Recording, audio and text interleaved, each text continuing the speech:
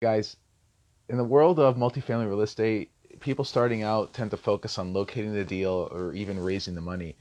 And while these things are important, one important item that's often overlooked is the financing. The wrong financing can kill a deal or it can make the deal. To me, it's just as important as raising the equity to get the deal closed. Commercial loans are different from residential loans that are 4 units or less. Unlike residential loans, commercial loans have many different programs and many different options. On the residential side, you're looking at the rate and term. Well, both are important.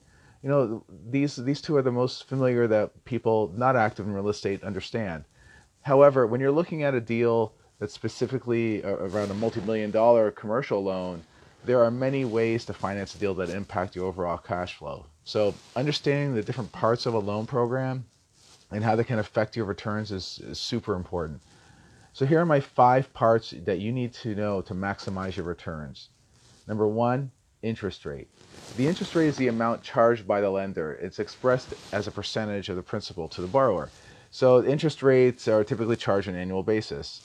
And number two, the loan to value. So the loan to value is a ratio. It's the amount of the loan compared to the value of the property. So this ratio is calculated by the lender prior to providing the loan. So if the property is valued at $1 million and the bank would give you $750,000, you have an LTV of 75%. So this percentage will be dependent on the strength of the property and the strength of the borrower. Typically, banks will have an LTV of about 65 to 80%. These two things, the interest rate and the LTV, are the parts that most people focus on. It gives you an idea as to what the cost of the borrowing is going to be and what the cost of the money is going to be. Not only that, how much they're going to lend to you and how much you need to bring to the table as well. However, there's other parts that are just as important, so let's continue. 3, the terms. The terms of the loan can sometimes be flexible depending on the loan product. The loan is the period until the loan becomes due and payable. So a typical loan will have like a 5-year term and a 25-year amortization schedule, basically is what it is. Your payment will contain a portion of the principal plus interest over this 5 years, and the payment amount will be based on a 25-year schedule. The longer the amortization period, that typically means smaller payments.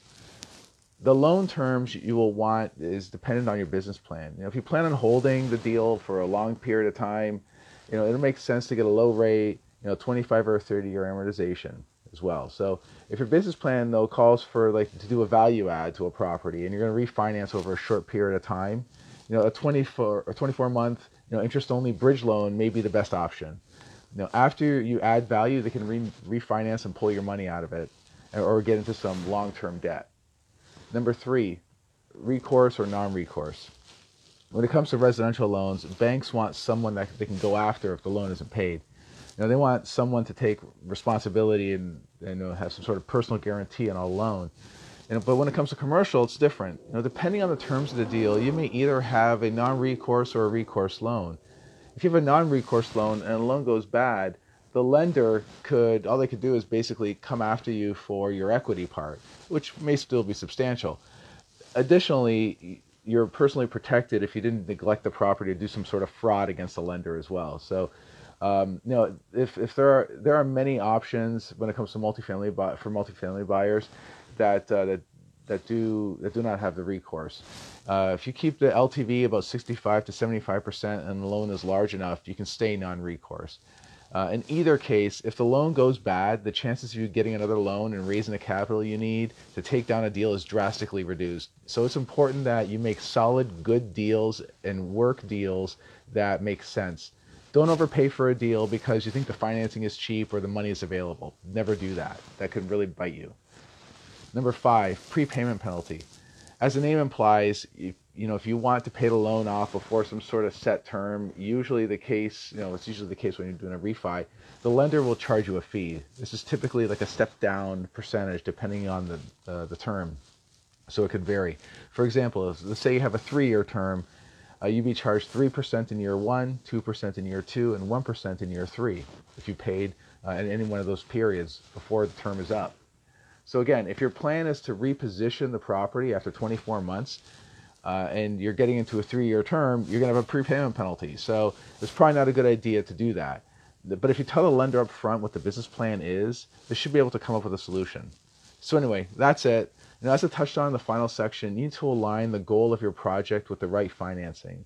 If the goal is to hold a property long term, then don't get a 3-year loan with 2 extensions. If your goal is to buy and reposition a property after 18 months, don't get into a long-term product with a prepayment penalty. Every deal must be approached differently, and the goal of your investors, your strategy, and the lender must line up in order for it to be successful. So anyway, what do you think? Do you have any additional considerations that I didn't touch on here? Please leave a comment and let me know. Hope you're having a good day, and talk to you again soon.